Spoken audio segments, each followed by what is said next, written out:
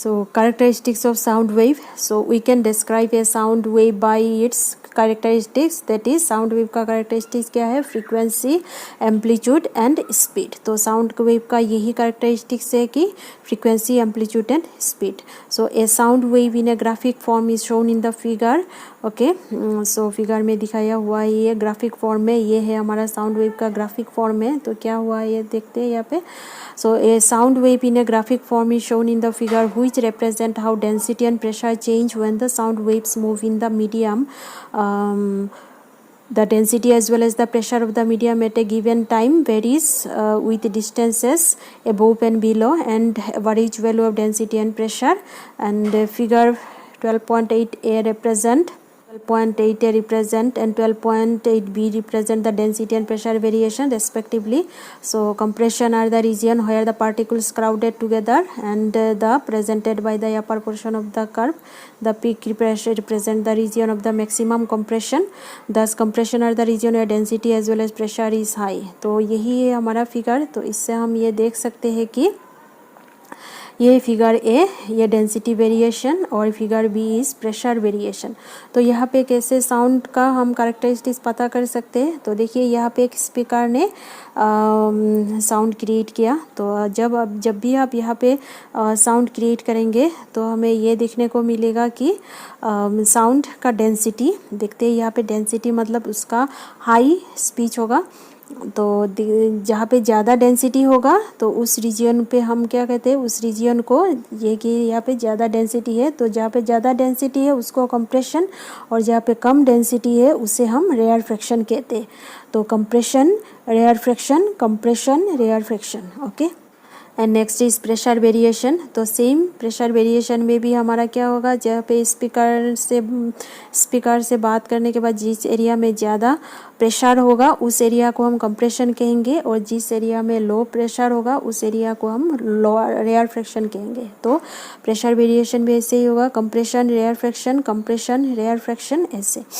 तो next is this is a graph of density and or pressure and distance. तो ये एक transverse wave है. ट्रांसवर्स वेव इस फॉर्म में आता है. तो ये ग्राफ से हमें ये पता चलता है कि जहाँ पे हाईएस्ट प्रेशर होगा वो एरिया क्या कहते हैं हम लोग, कंप्रेशन, और लोवेस्ट प्रेशर एरिया को हम कहते हैं रेयर फ्रैक्शन. तो इसका मतलब ये एरिया है कंप्रेशन, हाईएस्ट प्रेशर है, और लोअर पोर्शन को हम क्या कहते हैं, रेयर फ्रैक्शन. ठीक है. तो ये है कंप्रेशन और ये भी कंप्रेशन. दो कंप्रेशन के बीच के डिस्टेंस को हम लेमडा से डिनोट करते हैं और सिमिलरली दो रेयर फ्रैक्शन के बीच के डिस्टेंस को हम रेयर फ्रैक्शन से वो भी हम लेमडा से डिनोट करते हैं. तो wavelength is denoted by lambda. तो वेवलेंथ मतलब क्या है, the distance between the two compressive region is known as wavelength and similarly the distance between two rarefaction region is known as wavelength. तो upper portion जो है उसको हम crest कहते हैं वेव का और लोअर पोर्शन को हम ट्रो कहते हैं. ठीक है. और pitch amplitude. So amplitude is also denoted by A. Amplitude is also denoted by A. तो एम्पलीट्यूड हम किसे कहेंगे, जो वेव का हाइट होता है ना, मैक्सिमम हाइट वही उसका एम्पलीट्यूड है. मैक्सिमम हाइट है वही उसका एम्पलीट्यूड है. ठीक है. तो इस ग्राफ से हमें यही पता चला कि कंप्रेशन और रेयर फ्रैक्शन. तो ग्राफ का ट्रांसवर्स वेव का अपर पोर्शन को हम कंप्रेशन कहते हैं और लोअर पोर्शन को हम रेयर फ्रैक्शन कहते हैं. ठीक है.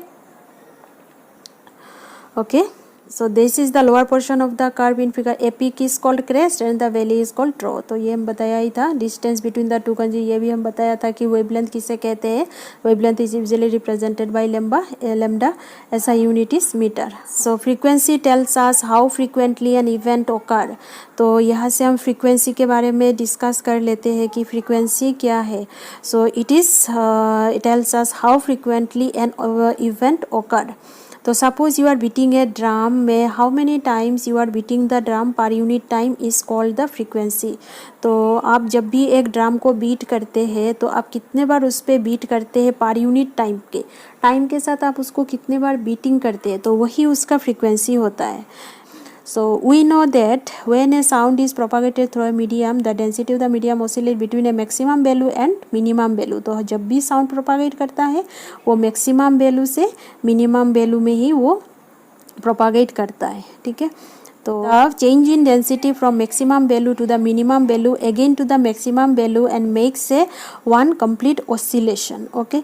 तो क्या होता है, साउंड वेव हमेशा हाई से मतलब मैक्सिमम से मिनिमम में प्रोपागेट करता है। तो क्या होगा, the number of maximum value से मिनिमम, फिर मिनिमम से मैक्सिमम, मिनिमम से मैक्सिमम, तो ऐसे करके प्रोपागेट करते रहेगा जब साउंड वेव, उसी को हम कहते हैं ऑसिलेशन।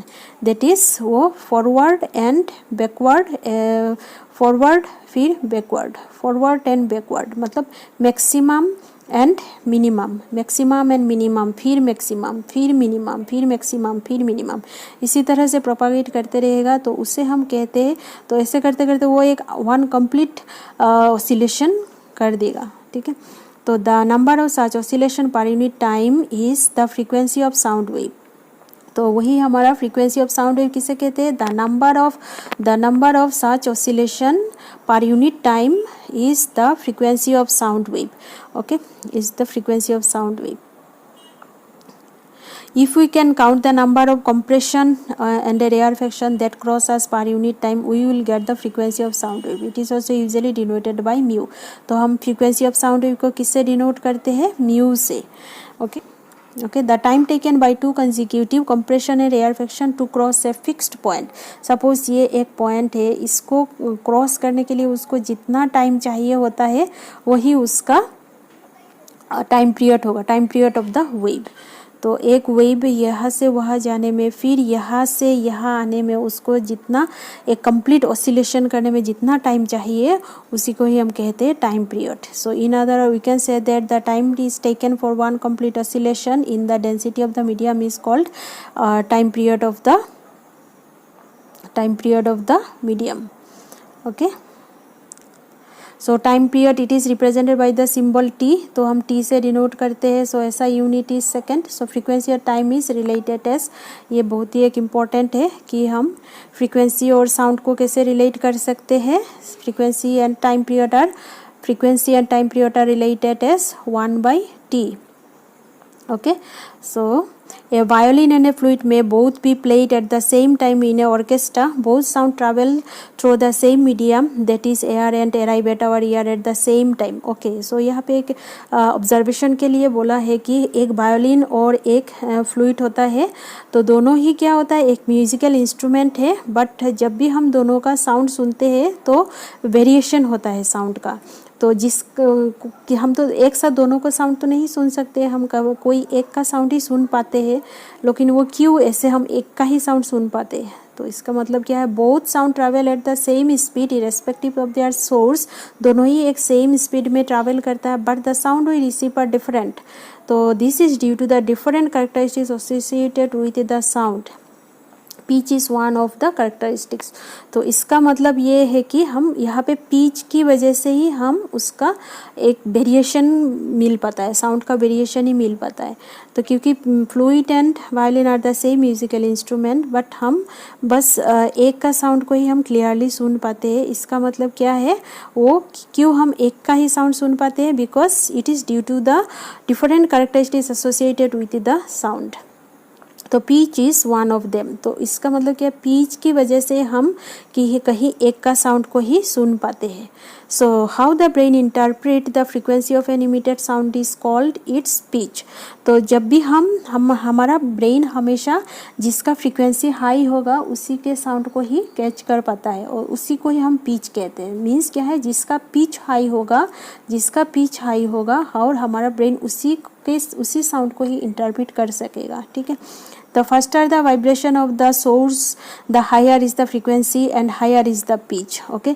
जिसका वाइब्रेशन बहुत ही ज़्यादा होगा उसका क्या होगा, उसका फ्रीक्वेंसी भी बहुत ही ज़्यादा होगा और उसका पिच भी बहुत ही ज़्यादा होगा, और हम उसी के साउंड को ही सुन पाएंगे, ठीक है। Thus a high pitch sound correspond to the more number of compression and rarefaction passing fixed point per unit time। तो इसका मतलब क्या है, जिसका हाई पिच होगा उसका क्या होगा, उसी साउंड में ज़्यादातर मोर नंबर ऑफ कंप्रेशन होगा एंड रेयरफेक्शन होगा। कंप्रेशन एंड रेयरफेक्शन ज़्यादा होगा, दैट मीन्स जिस पे ज़्यादा पिच होगा वहाँ पे कंप्रेशन और रेयरफेक्शन ज़्यादा होगा। this region is compression or this region is rarefaction. Okay, so object of different size vibrate at different frequencies to produce sound of different pitch. तो different size और different object का frequencies भी different होगा, तो उन लोगों का sound produce भी different pitch में होगा. तो इस ग्राफ से हमें ये पता चलता है कि wave shape for a low pitch sound and wave shape for a high pitch sound. तो ये जो ग्राफ है इसमें हमारा क्या है, यहाँ पे एक वेव दिया हुआ है, इसका क्या है देखिए, ये दूर दूर में है वेव. इसका मतलब क्या है, इसका लो पिच साउंड का ये एक वेव है, और हाई पिच साउंड का वेव देखिए ऐसे मतलब एकदम पास में है. ठीक है, तो इससे क्या हमें पता चलता है कि हाई पिच साउंड का वाइब्रेशन बहुत ही क्लोज में होता है और लो पिच का साउंड का वाइब्रेशन बहुत ही फार अवे में होता है, मतलब दूर दूर में इसका वाइब्रेशन होता है. ठीक है, तो low pitch sound of lower frequency. तो next is the magnitude of the maximum disturbance in the medium on either side of the mean value is called amplitude. okay, तो हम पहले ही बताया था कि amplitude क्या है. amplitude मतलब एक वेव होता है, इसका मैक्सिमम हाइट, तो यही है उसका amplitude. मतलब जो वो साउंड का मैक्सिमम वेव का मैक्सिमम हाइट को ही हम क्या बोलते हैं, amplitude कहते हैं. ठीक है, it is represented by the letter A, तो एम्पलीट्यूड को हम ऐसे डिनोट करते हैं. Okay, so for sound it unit will be that of the density और प्रेशर. तो साउंड में उस एम्पलीट्यूड का यूनिट डेंसिटी, उसी साउंड का डेंसिटी और प्रेशर में ही होगा.